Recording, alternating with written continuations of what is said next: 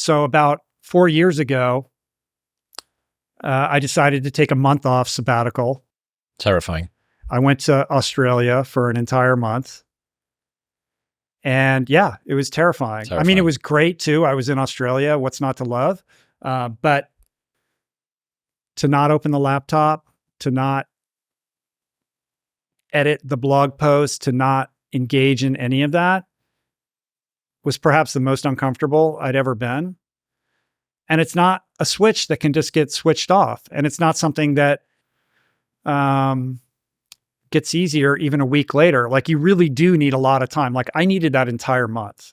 Like, it wasn't even actually until the last week where I started to feel a little bit more grounded. What did you do? I kept it really simple.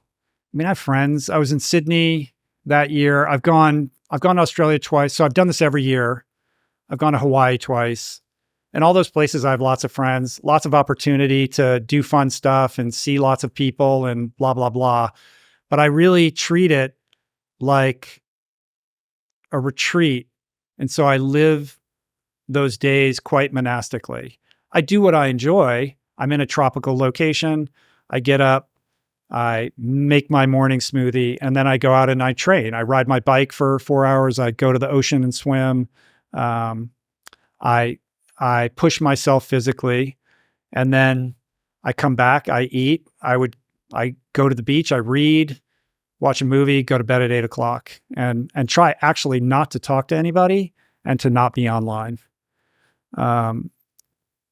If there's any output at all, it's just in journaling with intention, and those pages ultimately creating the foundation for an idea or something later. But besides that, no work. What have you learned about your direction or your goals or yourself through these manuaries? One, a very tactical level, I've learned to trust my team and that I can let go. So that in and of itself, that you can take a step back and the whole castle doesn't cave in on itself and the world continues to spin and the work gets done, is incredibly comforting and empowering. Because it taught me that I can step away and it's not going to be a disaster. I don't think that you can have the level of clarity on who you are and what you're doing when you're in the machinations of the creative process. There's a myopia, like you're doing 6 interviews in 4 days or something like that. And then, I mean, you're on a hustle grind, right? When you're on the hustle and you're on the grind, there's a sort of euphoric feeling that comes with that and a sense of pride and accomplishment that's all good, but you're not seeing the forest for the trees because you're staring at the leaves on one particular tree. And so in order to have that perspective, you have to stop. And if you don't, you're robbing yourself of the greater opportunity that's right in front of you because you've created your own treadmill for yourself. And it becomes very easy, especially if you're getting success, to just keep doing that thing. But sometimes you have to pattern interrupt in order to identify the greater opportunity or the orthogonal opportunity that you can't see when you're in the midst of the grind. There's a cognitive bias, I guess, a framework, a mental framework called direction over speed.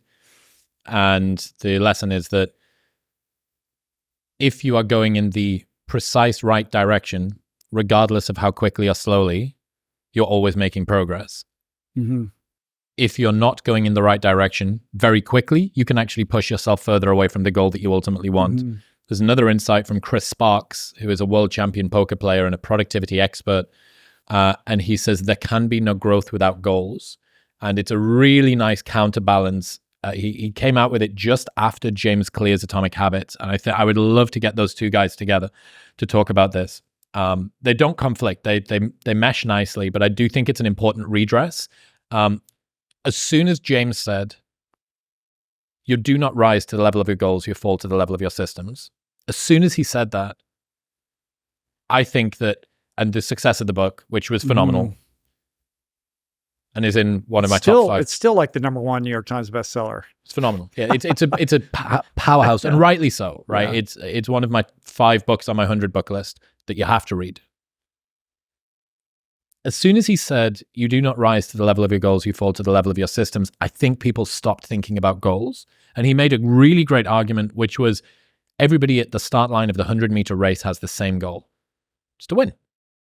So it's not the person who has the best goals, it's the person who has the best systems and preparation. And that's true.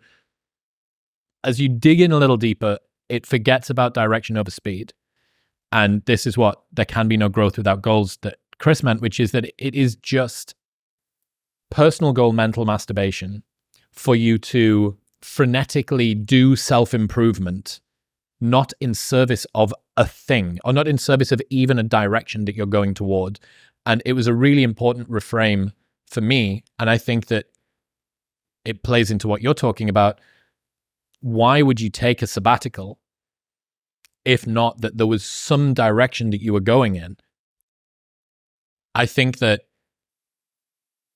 the discomfort of relinquishing control over the day-to-day work, especially if you enjoy, even if you don't enjoy what you do, like it buttresses your self-worth in a lot of ways. And taking the Manuary holiday, that would be, I think that would be my equivalent of an ultra endurance event. I hate running. I got invited on a Gymshark run. We're out here in LA, and I got invited on a Gymshark run with Noah Olson and like some other cool people that I'd probably love to meet. I couldn't think of anything worse. I don't want to go running. Yeah. But I would rather I would genuinely rather prepare for an ultra race than try and take a full month off. Which is exactly why you need to do it. Correct. Or you can ride this pony until you fall off and you're about to crack and break. You're young, you're robust. I'm sure your capacity to handle a lot of stress and an extreme workload is very large. But I think there's a breaking point to all of that. And I guess my point is that you don't need to get to that point to recognize the value of stepping back. I think if you reframe it as not a break, but as, call it whatever you want that makes you feel better about what it is that you're doing. I think it's important to do that short of, now I do it whether I feel like I need it or not. It's a prophylactic against burnout and stress. Dude, and the only ripple I would say before, let me finish this thought, to the kind of James Clear thing that you were talking about. Just to be clear, like I'm not using that month to set goals per se. I may, but that's not the intent that I'm bringing to it. The intent that I'm bringing to it is to step back, look at my life in all the categories and ask myself, what the fuck are you doing? Like, why are you doing this?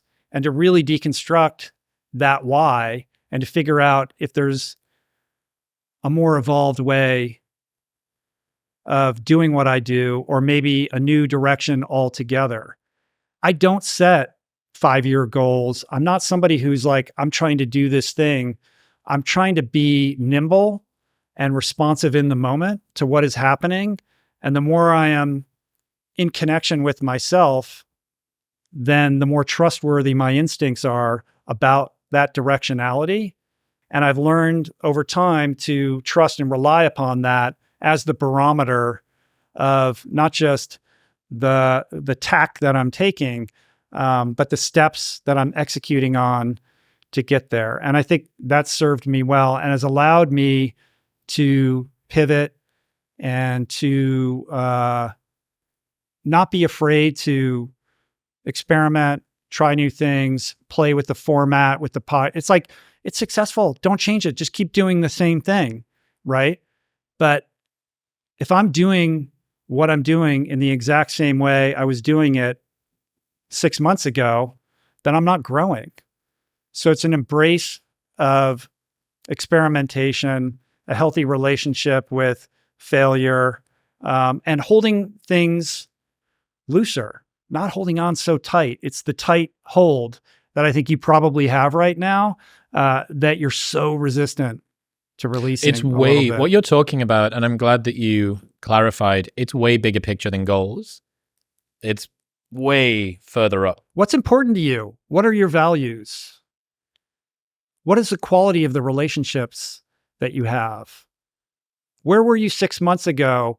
Or 6 months ago, where did you think that you would be now? And is that lining up? And if not, why? What's the missing piece in your life? What's the thing that brought you joy as a kid that you've pushed aside? What is the most uncomfortable conversation with yourself that you've been running away from your entire life? Do you have the courage to engage with that? Are you willing to do a little bit more work? Can you pull back another layer on who you are? Are you man enough to do that? We all have stuff we don't want to deal with, stuff we compartmentalize, or we think, well, I just put that one away and I'm not going to worry about that. I'm good. True growth, true expansion, and ultimately your highest expression and the manifestation of your greatest potential is inextricably connected to and linked to that willingness and courage to do that stuff that you don't want to do. This episode is brought to you by a product I've used every single day for over 3 years now, and that is AG1. It's a foundational nutrition supplement that covers whole body health, helps with my energy, my digestion, and is a staple every single day in my supplement regime. You don't need a handful of pills or potions, one tasty drink every single day that covers all of your nutritional bases. This is why Andrew Huberman and Lex Friedman and Joe Rogan and Rich Roll all are massive fans of AG1. They've upgraded the recipe 52 times over the last decade, constantly improving to make sure that they create the #1 foundational nutrition supplement on the planet. Also, they've got a 90-day money-back guarantee, so you can buy it and try it for a full 3 months with 1 pouch per month. And if you do not like it, on day 89, they will give you your money back. That's how confident they are that you'll love it. If you're looking for a simpler, effective investment for your health, try AG1 and get 5 free AG1 travel packs, a year's supply of vitamin D, and that 90-day money-back guarantee. Head to the link in the show notes below or go to drinkag1.com/wisdom. That's drinkag1.com/wisdom. Thank you very much for tuning in. If you enjoyed that clip with Rich, then press here for the full episode in all its glory.